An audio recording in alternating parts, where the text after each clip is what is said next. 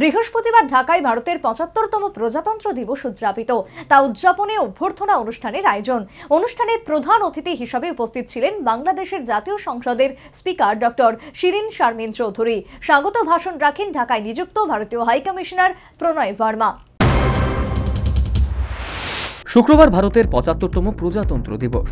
এর একদিন আগে বৃহস্পতিবার ঢাকায় দিনটি উদযাপন করা হলো।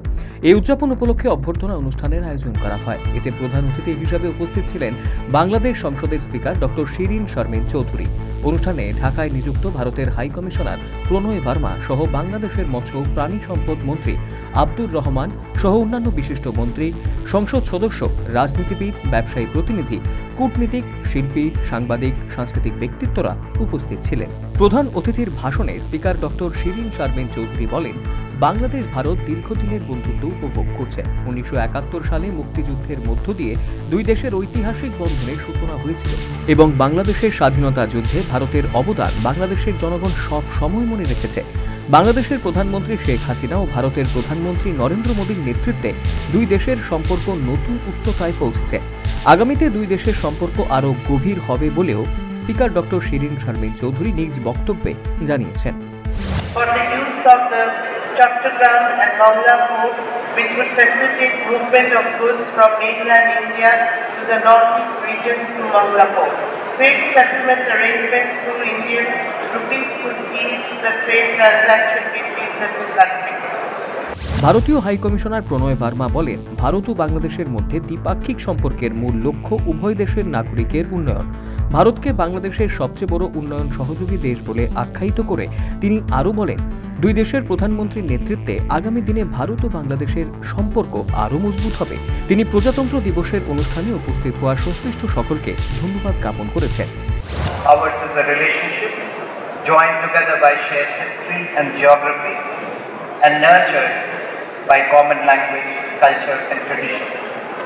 But above all, our relationship is built on a shared empathy of our people towards each other and rooted in the shared sacrifices of the Liberation War of 1971. That spirit of 1971 remains the bedrock of our friendship and is a constant inspiration driving our relationship forward. নিজ প্রতিক্রিয়ায় বাংলাদেশের মৎস্য ও প্রাণী সম্পদ মন্ত্রী আব্দুর রহমান বলেন, ভারত বাংলাদেশের সম্পর্ক রক্তের ঋণ।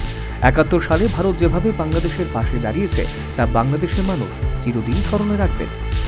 আমাদের দুর্দিনের, একদম কষ্টের দিনের পরীক্ষিত বন্ধু ভারত। ১৯৭১ সালে এই ভারতের জনগণ, ভারতের সরকার আমাদের পাশে যেভাবে দাঁড়িয়েছিল এবং এই দাঁড়ানো আমাদের এই বন্ধুত্ব এটা চির অটুট থাকবে এবং তাদের আজকের ন্যাশনাল ডেতে আমি অবশ্যই শুভকামনা করি। ১৯৫০ সালের ২৬শে জানুয়ারি ভারত শাসনের লক্ষ্যে ১৯৩৫ সালের আইনের পরিবর্তে ভারতীয় সংবিধান কার্যকর হয়। এই সংবিধান কার্যকারীর দিনটি ভারতে প্রজাতন্ত্র দিবস হিসেবে পালিত। এবছর শুক্রবার ভারতের ৭৫তম প্রজাতন্ত্র দিবস, আর একদিন আগে বৃহস্পতিবার ঢাকায় ভারতের প্রজাতন্ত্র দিবস উদযাপিত। ঢাকায় এই অনুষ্ঠানের আয়োজক বাংলাদেশ হাইকমিশন। ঢাকা থেকে আমিনুল হকের রিপোর্ট, নিউজ ভ্যানগার্ড।